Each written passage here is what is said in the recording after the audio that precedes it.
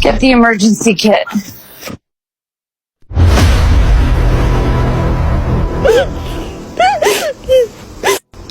Maria, you murdered yourself and your baby.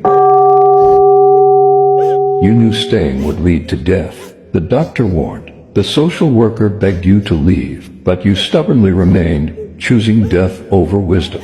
Exodus 20:13 says, "Thou shalt not kill." And you killed two people through your rebellious choices. Holy One, she had multiple safe havens, her sister's house, women's shelters, church programs. But her pride was stronger than her survival instinct. She chose martyrdom over obedience, death over life, and dragged an innocent child to destruction with her. Please, you don't understand what it was like. David wasn't always violent. When I married him, he was kind, gentle, promising to love and protect me forever. The drinking started 6 months after our wedding. At first, just beer after work, then whiskey every night. Then the anger came. He would scream at me for hours about things. You're always making me angry!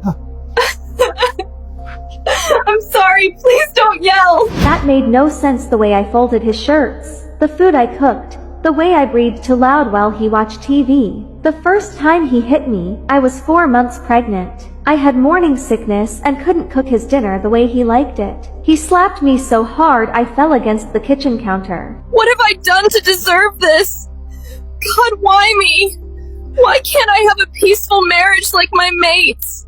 But afterwards, he cried, begged forgiveness, promised it would never happen again. I stayed because I believed marriage was forever. I stayed because I was carrying his child. I stayed because my pastor said wives should be peacemakers, that God hates divorce, that my submission could save his soul. Every night I prayed for hours, begging God to change David's heart. I fasted, I read my Bible, I claimed every promise about God healing marriages. I thought if I was patient enough, loving enough, forgiving enough, God would honor my faithfulness. The beatings got worse when I was 7 months pregnant. He would punch my back, my arms, my legs, never my stomach, because he said he didn't want to damage his heir. But last week, when I asked him to please come home sober just once, he went into a rage. He threw me down the stairs. I felt the internal bleeding start immediately. As I lay there dying, I kept thinking, maybe now he'll see what he's done. Maybe now he'll change. I died still praying for his soul, still hoping for his salvation. Lord, I wasn't being rebellious. I was trying to honor my marriage vows. I was trying to protect my baby. I was trying to believe that love could conquer anything. That prayer could change everything. That endurance would be rewarded.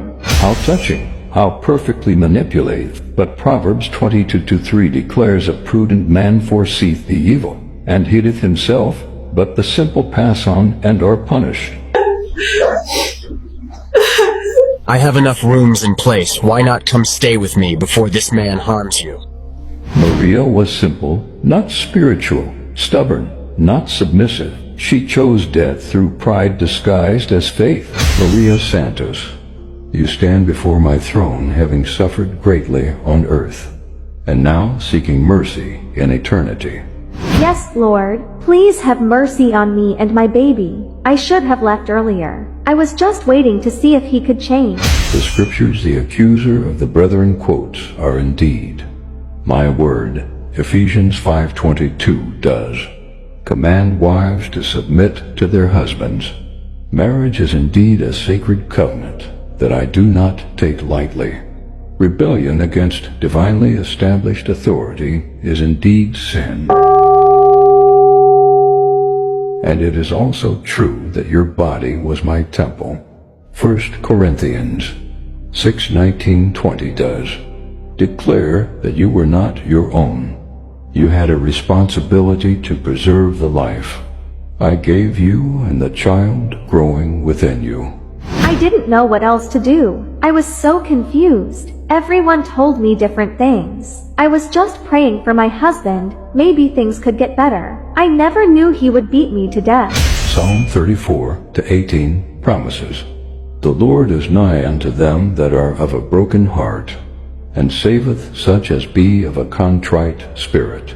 Every tear you shed, every prayer you whispered, every moment of pain, I was there, collecting your tears, hearing your cries, planning your deliverance. Matthew 11:28 records, my son's invitation. Come unto me, all that labor and are heavy laden, and I will give you rest. You were heavy laden with abuse, fear, and confusion.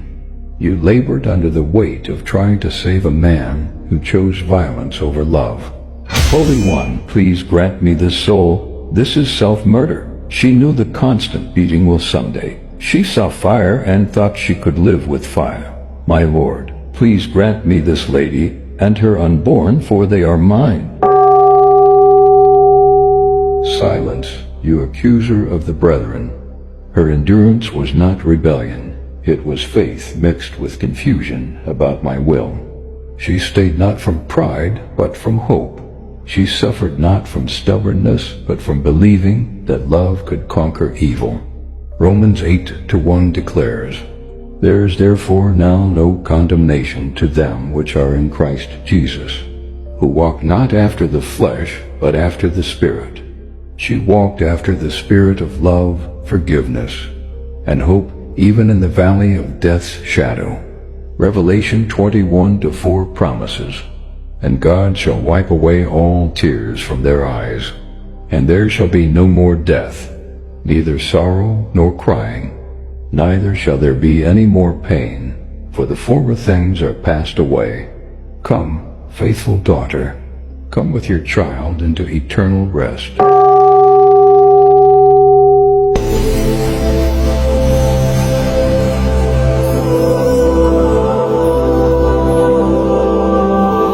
You who are watching this, listen. Submission does not mean accepting abuse, and marriage does not require enduring violence. How many women are sitting in their homes right now, making excuses for men who beat them? How many are staying in dangerous situations because they've been told that leaving would be unbiblical? How many are dying slowly because they believe enduring abuse is godly submission? Ephesians 5:25 commands, Husbands to love their wives as their own bodies. He that loveth his wife loveth himself. For no man ever yet hated his own flesh, but nourisheth and cherisheth it. A man who beats his wife hates his own flesh, and breaks my commandment. True biblical submission operates within the context of mutual love, respect, and protection. It never means accepting violence, tolerating abuse, or endangering your life or your children's lives. I never intended marriage to be a prison or submission to be slavery. Psalm 82:3 commands, Defend the poor and fatherless. Do justice to the afflicted and needy. Deliver the poor and needy. Rid them out of the hand of the wicked. If you are being abused, seeking safety is not rebellion. It is wisdom. Seeking help is not divorce. It is preservation. And to the men who use my word to justify violence against women, you will face me in judgment. Malachi 2:16 says, I hate divorce, but I hate abuse even more.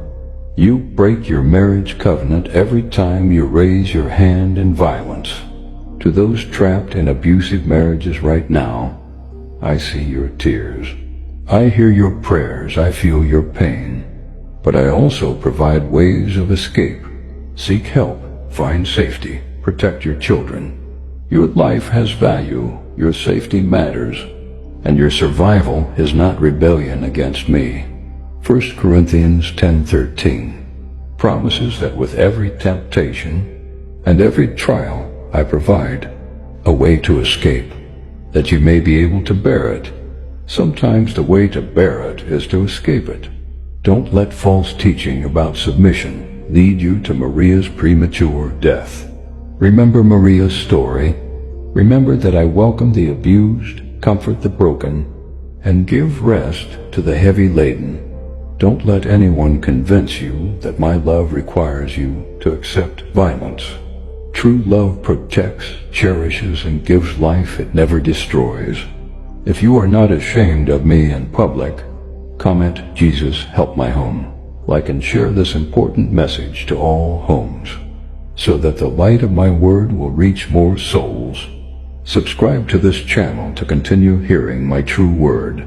May my unending grace continue to see you through all the days of your life.